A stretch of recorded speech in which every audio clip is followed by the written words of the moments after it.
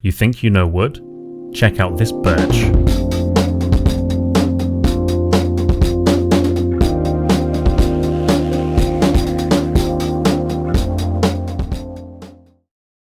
In 2015, Victor JVC granted us with the world's first full-size headphone with a wood dome dynamic driver, the HA-SW01. Victor had already released dynamic loudspeaker systems with wooden cones in 2003. Then they minimized their thin film wood carving technique to create 50-micron thick wooden domes for their in-ear monitors starting in 2008. It took them 12 years after successfully using this technique to finally use it in a headphone. The use of wood in a dynamic diaphragm or cone must overcome two main obstacles: weight and material integrity. Speaker cones are mechanically the easiest to deal with, as the wood can be as thick as the paper cones of the past. I mean, come on, they're literally the same material. So issues like wood cracking was overcome using a heat molding technique, which of course would not come as a surprise to any woodworkers who have experience with veneers. Moving on to IEM drivers, they're so small that a wafer-thin piece of wood, just by its size alone, no longer has many of the internal stresses from being processed by heat and bending. Producing a wooden dome for a headphone presented a new challenge. The dome had to be extremely thin and lightweight, just like IEM diaphragms, but also had to possess a significantly larger surface area.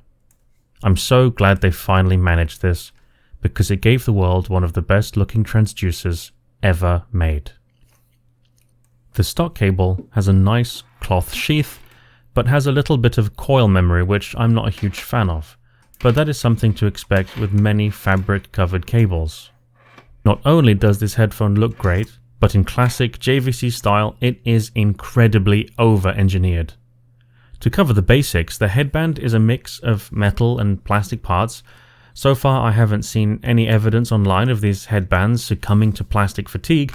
However, I have seen copies with all the pleather completely peeled off the headband and ear pads, so that's just a matter of time and use.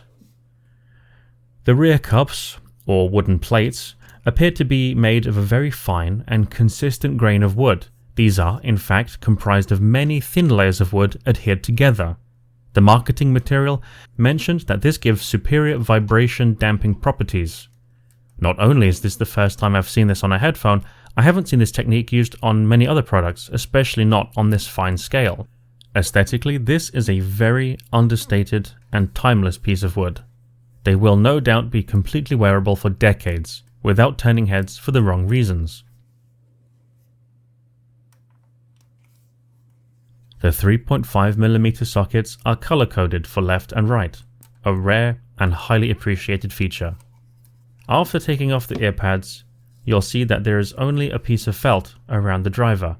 It's good to see companies moving away from urethane foam as a damping material, the kind of foam rings you will have seen turn to dust on so many studio headphones in the past. Once you open up the cups, you might not notice immediately, but there's actually a felt gasket to make a perfect seal between the cup and baffle. I've opened up hundreds of headphones, and this is the first time I've ever seen this. The damping materials are all made of a very high quality material, very similar to those found inside the Sony MDR CD900 ST. The driver is held in place and braced by a 3-screwed frame, a very welcome addition that is missing on many other high-end headphones that still use glue or other inferior methods. Under the driver are 2 semicircular pieces of wood and a metal ring. JVC wanted to put as much wood into this headphone as possible in an attempt to make the most natural, wooden, instrument-like sound possible. At this point it's just becoming a bit of a meme, but I still appreciate every effort that went into this many-layered design. You can't see it so easily, but there's also a piece of damping wood behind the synthetic fiber material, and another ring of wood inside the driver adhered to the magnet behind the wooden dome of the diaphragm. Speaking of the driver, the solder tabs are around the back of the driver magnet, not impeding any of the venting area like so many other drivers, resulting in a perfectly symmetrical venting pattern, which in turn creates uniform air pressure within the driver chamber, something very common with Sony's monitor headphones since the 80s, and something JVC has started to do with the HA-MX10B back in 2012. If we look at the HA-MX100Z driver, we can see there is unmistakable DNA between the two, and I'm all for seeing JVC use their best engineering across a range of headphones. Considering there are other even more expensive headphones that have some hidden embarrassing secrets inside, it's so refreshing to see so much care and attention given at every level of this design.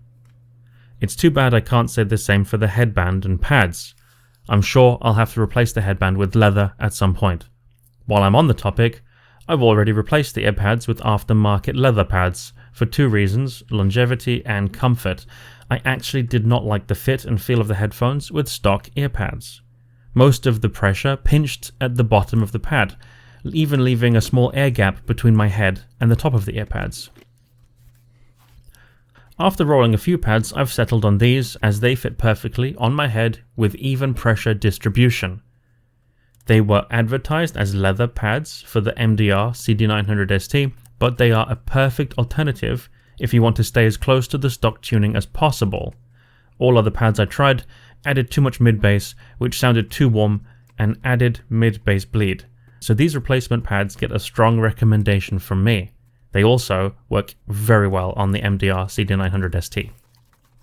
Bassheads will be happy to hear that leather-angled Brainwavs earpads turn these headphones into high-end bass monsters.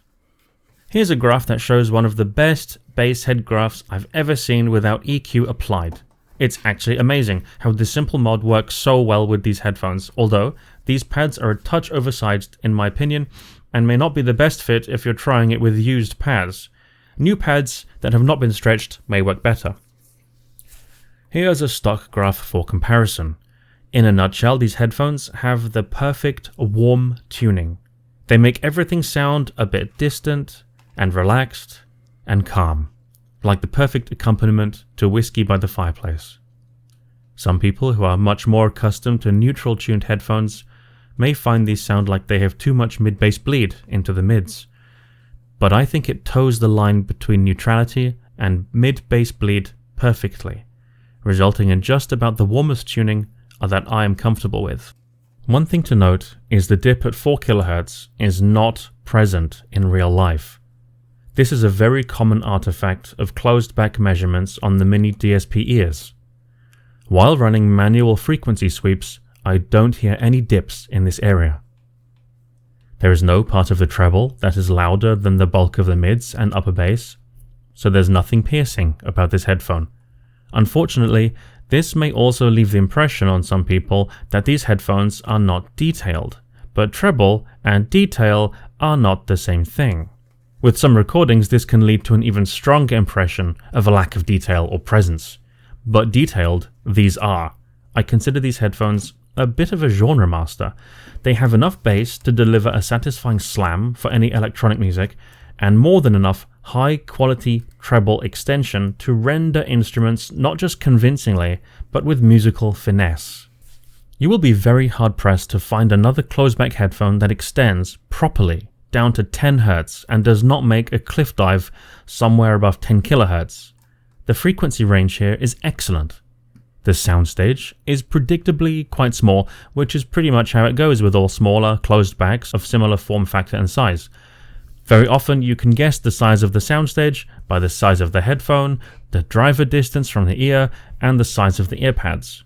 These fall into the usual stereotype. That said, imaging is not bad at all, and they present an accurate stereo space in your head that is capable of extended width that seems to reach outside your head with certain recordings. The tuning is not neutral, but it is extremely tasteful. This is exactly the kind of tuning and presentation I would hope to expect from an expensive set of speakers for my living room. In case I haven't made it clear yet, these sound incredibly good.